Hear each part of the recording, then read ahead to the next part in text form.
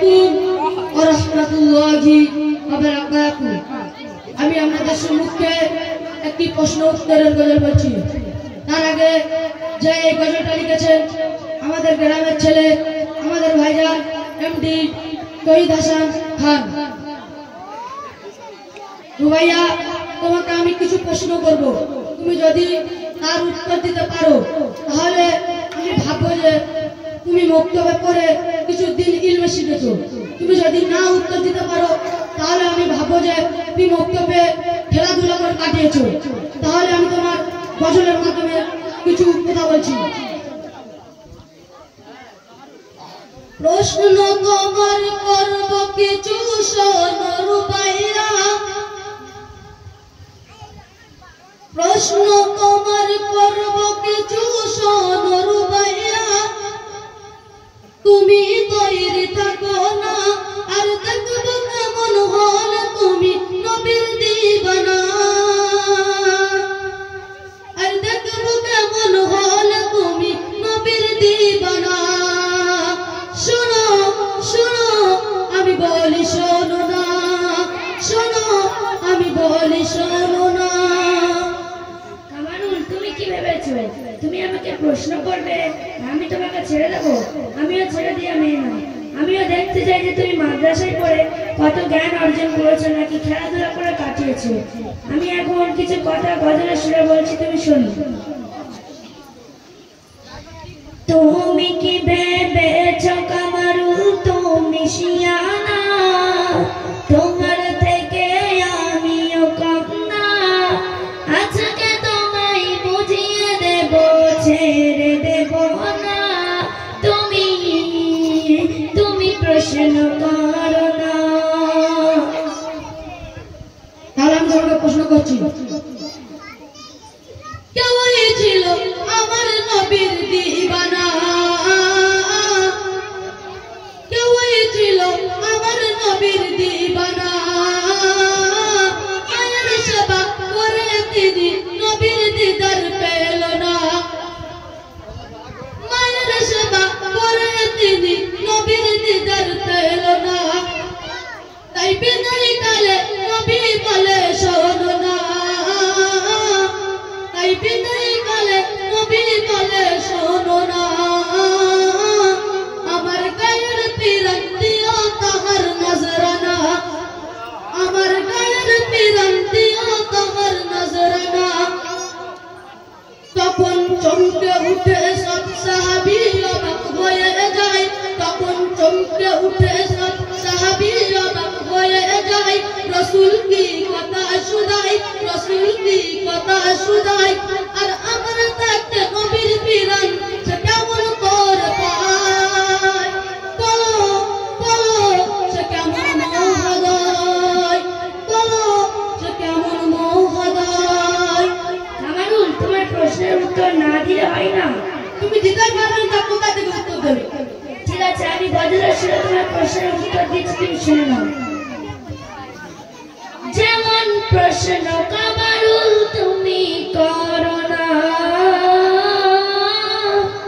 আর আমি দিয়ে দেব তাহারি উত্তর খানা। আমাকে কমজোর তুমি ভেবো না, আর তোমার থেকে আমিও আছি শিয়ানা।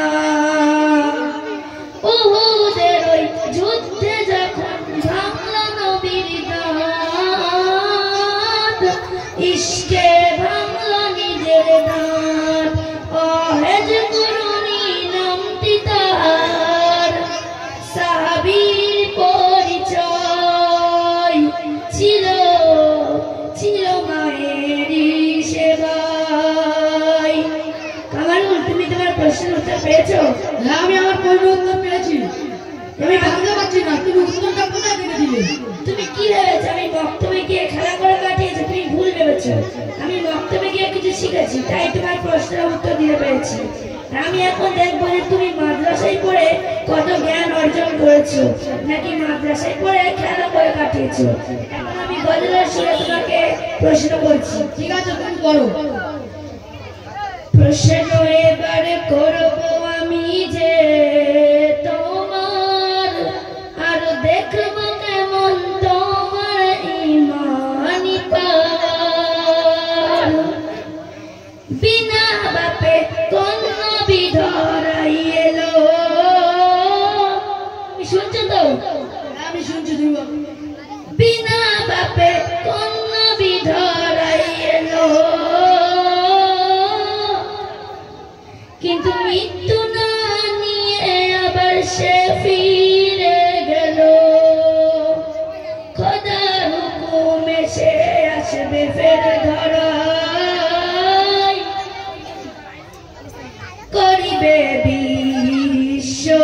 জয় নামটি তাহার দাও না বলে কামারুল আজেতাই দেখো দেখো ভয় না পালাও তুমি কি ভেবেছো কামারুল তুমি শিয়ানা তোমার থেকে আমিও কম না আজকে তোমায় বুঝিয়ে দেব ছেড়ে দেব না তুমি তুমি প্রশ্ন করো না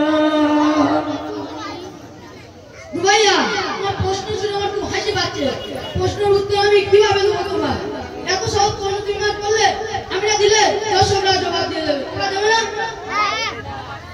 তাহলে তুমি শোনো তোমার প্রশ্ন শুনে আমার ওই হাসি পাই তোমার প্রশ্ন শুনে আমার ওই হাসি পাই উত্তর আমি কেমনে দেব তোমার এত সহজ প্রশ্ন যে করলে আমার জবাব আমি না দিলে দেবে সবাই এত সহজ প্রশ্ন যে করলে আমার জবাব আমি না দিলে দেবে সবাই তাহলে তুমি মন দিয়ে শোনো ঠিক আছে তুমি বলো মা মারিয়াম ছিল তাহার গর্ভধারিণী মা মারিয়াম ছিল তাহার গর্ভধারিণী তিনি তাহার নয়নের মণি তিনি তাহার নয়নের মণি আর ঈসা নবী নামটি তাহার আসল পরিচয় দিলাম দিলাম আমি উত্তর যে তোমার দিলাম আমি উত্তর যে তোমার কামারুল তুমি এই প্রশ্নের উত্তর দিয়ে দেবে সেটা আমি ভাবতে পারিনি তুমি এই প্রশ্নের উত্তর কিভাবে দিবে আমি মাদ্রাসায় খেলা খেলতে যাই না আমি মাদ্রাসায় দিদির বেশি শিখতে যাই সেজন্য আমি এই প্রশ্নের উত্তর শিখেছি আমি তোমাকে কিছু কথা বলছি বলার এত সহজ প্রশ্ন যে করলে তুমি রুবাইয়া আমার এত সহজ প্রশ্ন তুমি করলে আমার কিছু মনে হয়নি যে আমার এত সহজ প্রশ্ন তুমি রুবাইয়া করলে আমার কিছু মনে হয়নি যে আমার তবে পরের প্রশ্ন দেখা যাবে পাকনা বাকিনীর জয় তবে পরের প্রশ্ন দেখা যাবে মক্তব মাদ্রাসার জয় আসসালামু আলাইকুম ওয়া রাহমাতুল্লাহি ওয়া বারাকাতুহু